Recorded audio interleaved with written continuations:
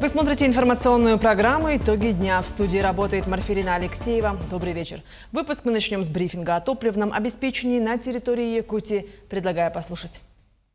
На сегодняшний день для Республики Саха-Якутия распределено порядка 190 тысяч тонн нефтепродуктов. Данное решение принято на заседании штаба под руководством заместителя председателя правительства Российской Федерации Александра Новака. По арктическим районам на сегодня ситуация стабильная. Топливо с заводов по бензину и дизельному топливу полностью отгружено. Часть в пути водным транспортом. По Южной Якутии достигнута договоренность между Роснефть и Саханефтегазбыт о дополнительных поставках автомобильного бензина в количестве 5000 тонн, в том числе марки АИ-92 2500 тонн, марки АИ-95 2500 тонн. Первые отгрузки вагонов заводов начаты. С учетом подхода вагонов на нефтебазах Южной Якутии суточные лимиты будут увеличены. С 4 августа увеличен суточный лимит на Нижнебестязской нефтебазе по дизельному топливу с 22 тонн до 31 тонны. Правительством республики постоянно совместно с Минэнерго Российской Федерации и Минвостокразвития Российской Федерации ведется мониторинг ситуации по топливообеспечению. Далее перейдем к новостям, озвучу основные темы выпуска. В регионе зафиксировано 76 лесных пожаров на территории 11 районов о пожароопасной обстановке. Очередной груз гуманитарной помощи готовит к отправке в пострадавший от дождевого паводка Верхоянский район. В Ленске частично окончены работы по асфальтированию одного из 3 участков городских дорог. В Якутске стартовал месячник диспансеризации для жителей старше 65 лет. Обследование организовали по принципу одного окна. 3 якутские спортсменки по стрельбе из лука успешно прошли отбор в рамках первого этапа программы поддержки спорта «Озон-чемпион». Президент России Владимир Путин провел встречу с руководством Минобороны. Ее темой стало совершенствование структуры ведомства. Глава государства заявил, что все службы тыла будут сосредоточены в одних руках. На должность назначен командующий группировкой «Центр» Валерий Солодчук. Путин назвал Солодчука одним из наиболее талантливых командиров. Начальник штаба группировки «Центр» Денис Лямин возглавит формирующиеся сейчас войска беспилотных систем. Также глава государства назначил генерал-полковника Андрея Иванаева командующим группировкой «Центр». Генерал-лейтенант Петр Болгарев назначен исполняющим обязанности командующего Восточным военным округом и командующим группировкой «Восток». У нас продолжается совершенствование структуры Министерства обороны в связи с потребностями и опытом специальной военной операции.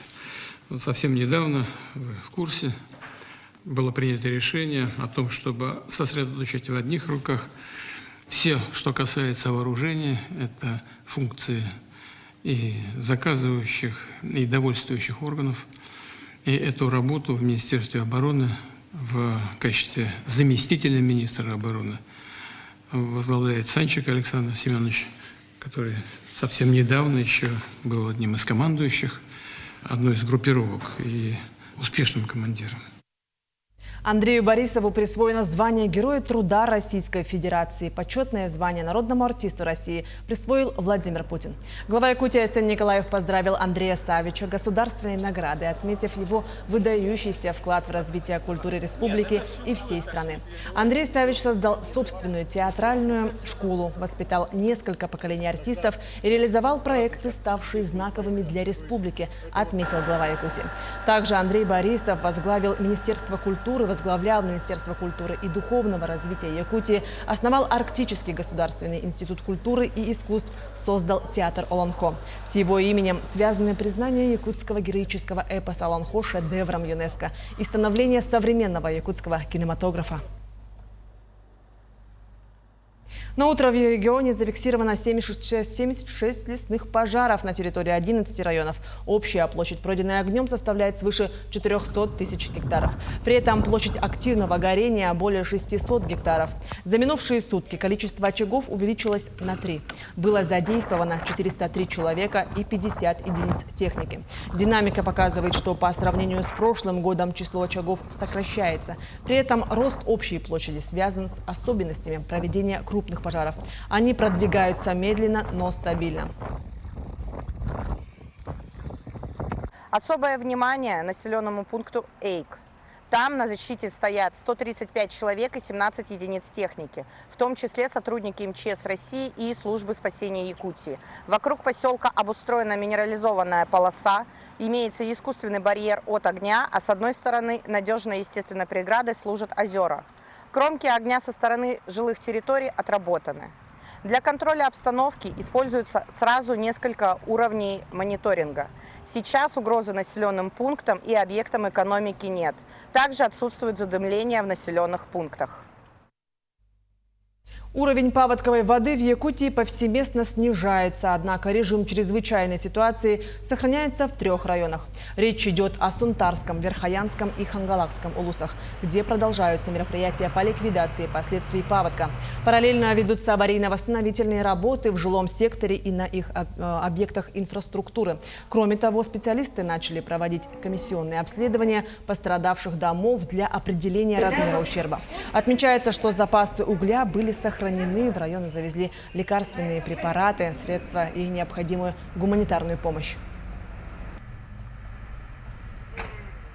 Очередной груз гуманитарной помощи готовят к отправке в пострадавший от дождевого паводка Верхоянский район. Всего волонтерами удалось собрать свыше 13 тонн различной помощи от неравнодушных граждан. Все посылки отправляются авиарейсами. Следующий запланирован на 6 августа. При этом сбор помощи продолжается. Для этого в Якутске на базе ресурсного центра добровольчества была развернута работа штаба. Принимаются и финансовые пожертвования на счет улусной администрации. Погодные условия очень плохие у нас. Дожди, вот сегодня даже заморозки, сказали, сегодня утром было. И как все это осушить, дом ремонтировать, это очень трудно в наших условиях. Зима уже, осень близко. Успеем, не успеем. Стройматериалы очень нужны. В Ленинске частично окончены работы по асфальтированию одного из 3 участков городских дорог, самого проблемного по улице Победы. Средства на проведение работ были выделены по программе формирования комфортной городской среды из 3 бюджетов – федерального, республиканского и районного. Всего в этом году будет вложено 150 миллионов рублей. Тендер выиграла компания «Арарат». Подрядчик продолжает ремонт, техника и бригада строителей занимается участком от улицы Первомайская до перекрестка «Север». Также строители укладывают тротуарную плитку по улице Дзержинского. 3-й участок, на котором в этом году будет уложен новый асфальт, это улица Пионерская. Победу хорошо сделали, долго, правда, делали, но ничего, нормально. Но есть, конечно, недочеты по дорогам в городе. Надо делать, в любом случае надо делать. Люди очень жалуются, что дороги у нас не очень. В этом году, да, хорошо, что Победу сделали, конечно, это был самый плохой участок у нас, как бы, да. Я часто по нему езжу, в принципе, доволен. На сегодняшний день это нормально. Подготовка ребенка к школе может составлять значительную часть семейного бюджета. Для многодетных семей эта нагрузка возрастает пропорционально количеству детей. В связи с этим в Якутии продолжается реализация социальной меры поддержки. Многодетным семьям ежегодно выплачивают денежные средства на приобретение школьной формы и спортивной одежды для детей-школьников. В 2026 году размер выплаты составляет 4534 рубля на каждого ребенка-школьника. В 2025 году в Нерингринском районе денежную выплату получили родители 143 школьников. В 2026 году направлено 62 выплаты, причем прием заявлений продолжается. Средства можно направить на школьную форму, спортивную одежду и обувь, а также другую детскую подростковую одежду, которая необходима для обучения. Пособие выплачивается 1 раз в год на каждого ребенка-школьника с учетом критерий нуждаемости. Семья должна быть официально признана многодетной, со среднедушевым доходом семьи не более величины прожиточного минимума в регионе. Выплата предоставляется на детей в возрасте до 18 лет, и заявление можно подать через МФЦ, либо через портал госуслуг. В Якутске стартовал месячник диспансеризации для жителей старше 65 лет. В городской смарт-поликлинике обследование организовали по принципу одного окна, чтобы пожилые люди могли пройти все необходимые процедуры быстро и без очередей. Тему продолжит Дарья Короленкова. Диспансеризация стала еще проще, потому что проходит в одном отделении сразу с одним врачом в 3 кабинетах. Тут есть и терапевт, смотровой кабинет, и даже процедурный. Очереди нет, поэтому вам не придется бегать по этажам и искать нужного врача. Главная задача месячника – сделать профилактические обследования максимально доступными для людей старшего возраста. Ведь именно после 65 лет возрастает риск хронических заболеваний, которые на ранних стадиях могут никак себя не проявлять. Поэтому особое внимание врачи уделяют раннему выявлению артериальной гипертонии, сахарного диабета и онкологических заболеваний. Здесь спокойно, просторно, и все объясняют. И пешком не ходим, по лифту ходим. Я как пожилой человек, обычно я спрашиваю, и мне всегда отвечают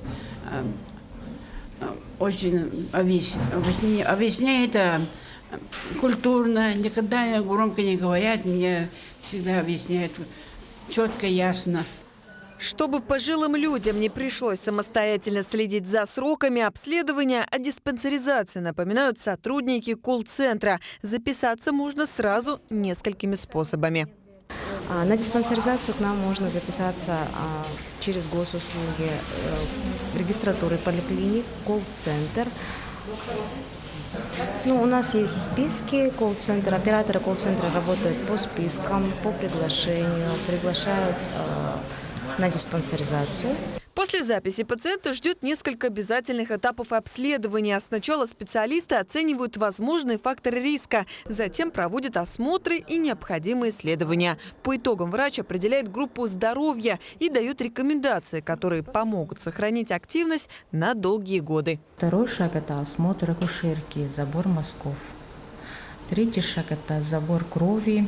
Туда входит биохимический анализ крови, полный, развернутый, общий анализ крови, гепатит С, у мужчин ПСА берем, а также сдается кал на скрытую кровь. Четвертый шаг – это у нас прохождение маммографии и флюорографии. И пятый, последний шаг – это у нас осмотр врача-терапевта. Однако диспансеризация профилактика не ограничивается. Для пациентов работают школы здоровья, где врачи рассказывают, как контролировать артериальное давление, сахарный диабет, бороться с ожирением и вести здоровый образ жизни. А для жителей старше 65 лет действует отдельная программа «Школа активного долголетия». Дарья Короленкова, Артумен Наговицын, Якутск. Больше 30 снегоболотоходов и свыше 1000 дронов Хотой отправили на фронт якутские производители. Работа ведется по заказу региона в рамках федеральной программы «Территория опережающего развития патриотическая». Кроме того, параллельно ведется сбор и доставка гуманитарных посылок, транспорта и техники для передачи военнослужащим из Якутии. Работа продолжается. В целом, с начала 2026 года выполнены перевозки гуманитарных грузов более 35 рейсов, перевезено порядка 111 единиц транспортных средств, также около 190 тонн наземных перевозок гуманитарной помощи и адресных посылок. Также продолжается реабилитация бойцов специальной военной операции и членов их семей. С 2022 года восстановительное лечение прошло более 1200 участников СВО, а также их родителей и супруги. Подробнее о работе центра расскажет моя коллега Лилия Бурцева. Нет. 3 сверху, 3 посередке и 3 снизу. На сегодня главной целью Центра комплексной реабилитации является скорейшая поправка и восстановление участников спецоперации.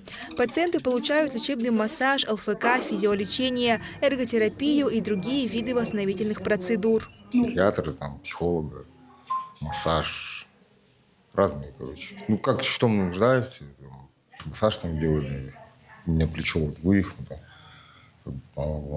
Условия хорошие.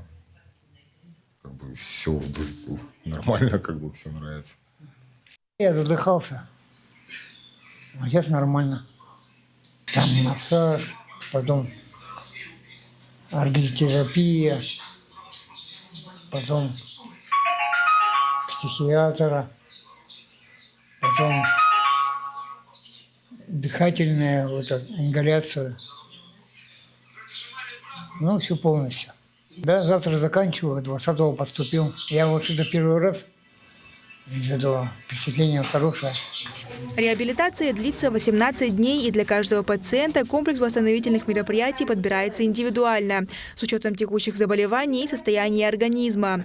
Помимо этого, обязательно является консультация с психологом. Каждому бойцу подбирается индивидуальный подход, да, потому что зависит от того, мобилизованный или контрактник, от этого тоже зависит. Зависит от того, когда он приехал и с какой целью, например. Некоторые находятся в отпуске по ранению, да, некоторые в отпуске просто.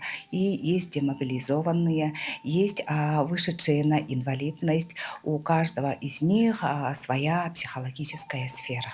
Республиканский социально-оздоровительный центр комплексной реабилитации инвалидов первым в Якутии начал работать над восстановлением участников СВО и членов их семей. За 4 года учреждение охватило более 1200 человек. Да, так, чтобы из ладошка не видно было. У них понятная бумага. Да. Они уже сделали. Галина, Дорку не помогаем. В данное время у нас комплексную реабилитацию проходят 6 участников спецвоенной операции и 7 членов их семей. Всего мы за период 2022 года мы проводим комплексную реабилитацию. Прошли у нас 646 участников СВО и 698 членов их семей. Во время реабилитации военнослужащие также занимаются в Республиканском адаптивном центре, участвуют в культурных мероприятиях и встречаются со специалистами организаций по различным вопросам. Лилия Бурцева, Элита Махно, Якутск. Правительство России дополнительно направило 3 миллиарда рублей на организацию летнего отдыха для детей-участников спецоперации, их из многодетных семей и из семей, находящихся в трудной жизненной ситуации. Об этом премьер-министр Михаил Мишустин заявил 4 августа на совещании о развитии туризма и индустрии гостеприимства в России. Он отметил, что российские власти делают все, чтобы школьники и студенты смогли отдохнуть и набраться сил перед новым учебным годом. Председатель правительства указал, что это коснется 40 тысяч ребят. В молодежном центре «Патриот» прошел республиканский форум «Северный рубеж», организованный Народным фронтом Якутии. Главным гостем мероприятия в рамках всероссийского проекта «Все для победы» стал известный сербский доброволец Диан Берич. Подробнее о форуме в сюжете далее. Форум «Северный рубеж» стал крупным и долгожданным событием. Он собрал множество волонтерских и добровольческих объединений, молодежных движений, общественных организаций и предприятий Якутии. Все они оказывают всестороннюю поддержку бойцам СВО, которые защищают Родину. Народный фронт 2022 года максимально старается оказывать помощь «Все для победы», то есть в рамках проекта. То есть этот проект не единственный. У нас есть такой еще проект «Радары НФ», есть кибердружина, есть еще, соответственно, ряд других проектов, которые мы реализуем, и они все идут на помощь либо же населению, либо же, соответственно, специальной военной операции. Среди таких члены волонтерского движения «Поддержи своих». По индивидуальным заказам бойцов они шьют камуфляжные костюмы, антидроновые одеяла, сети и многое другое. Всего в движении работают 8 человек, которые, несмотря на возраст, стараются помочь всем. Мы успеваем каждый день, но мы раньше работали без перерывов, да, без выходных, а сейчас мы берем выходные, потому что у всех тоже домашние дела, дача, да, вот сейчас отпуска. Но мы стараемся, заказов очень много, заявок, и стараемся все, конечно, это все сделать и передавать уже на руки лично. Адресно отправляем. Помимо добровольческих организаций, свою помощь отправляют и предприятия Якутии. Так, в рамках форума общественному движению передали автомобиль. Это машина предприятия, да, в Губгорчице машина предприятия. И в рамках поддержки бойцов решили передать наш автомобиль, который был действующий. Народным фронтом с момента начала спецоперации Мы несколько раз в год собираем средства и оказываем помощь в разных управлениях наших, и сетки делаем, кто чем может, помогаем, и свечи окопные. Главным гостем мероприятия стал известный сербский доброволец Деян Бевич. С 2014 года он защищал Донбасс в составе сил ДНР, а в 2023 году получил российское гражданство и сосредоточился на организации гуманитарной помощи. Работаю максимально возможно, вот сколько могу. Сначала начал как волонтер, а потом, когда начал общаться с молодежью школами, как-то меня приняли хорошо, и это сейчас стало основной деятельностью волонтерской работы. Главной темой форума стало обсуждение дальнейшей поддержки участников СВО, членов их семей и пострадавших регионов. Были подведены итоги работы. Некоторые из участников были удостоены награды «Все для победы» за вклад в поддержку бойцов спецоперации. В данном случае это очень высокая награда для меня, для всего коллектива, считаю. И, конечно же, мы будем и дальше помогать нашим ребятам, заниматься волонтерством, собирать гуманитарную помощь, поддерживать и словом, и делом. Уже сейчас за время работы Народным фронтом было подготовлено и отправлено более 20 тонн груза и 50 единиц техники. А с завершением форума работа по поддержке бойцов СВО будет продолжена. Тимур Калмогоров, Станислав Потапов, Якутск. К другим темам. 9 августа историко-архитектурный комплекс «Старый город» в Якутске станет площадкой для праздничной ярмарки выставки «Город мастеров», приуроченной ко Всемирному дню книголюбов. Мероприятие пройдет на улице Аржакова, 6 с 11 часов до вечера. Арт-салон «Семех» подготовил насыщенную программу для гостей всех возрастов. Мастера народных художественных промыслов представят свои лучшие работы. В рамках выставки продажи можно будет приобрести эксклюзивные сувениры и подарки ручной работы. Для желающих прикоснуться к ремеслу проведут живые мастер-классы от признанных ремесленников. 3 якутские спортсменки Мария Троярова, Кристина Дрозд и Степанида Артахинова успешно прошли отбор в рамках первого этапа программы поддержки спорта «Озон Чемпион». Всего грантовую поддержку получат 18 представителей стрельбы из лука со всей страны. На участие в первом грантовом отборе было подано около 1000 заявок из 65 российских регионов. Стрельба из лука стала вторым по популярности направлением. На этот вид спорта пришлось почти 20% от общего числа анкет. Гранты на развитие карьеры получат 100 профессиональных атлетов, выступающих в 6 различных дисциплинах.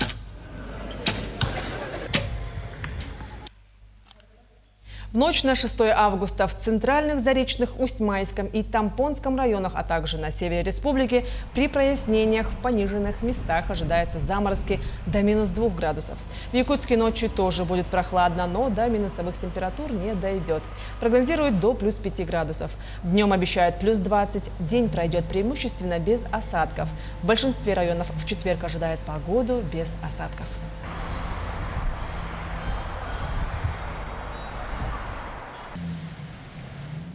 Таким увидели уходящий день наши корреспонденты. Ну а я с вами прощаюсь. Всего хорошего и до встречи в эфире.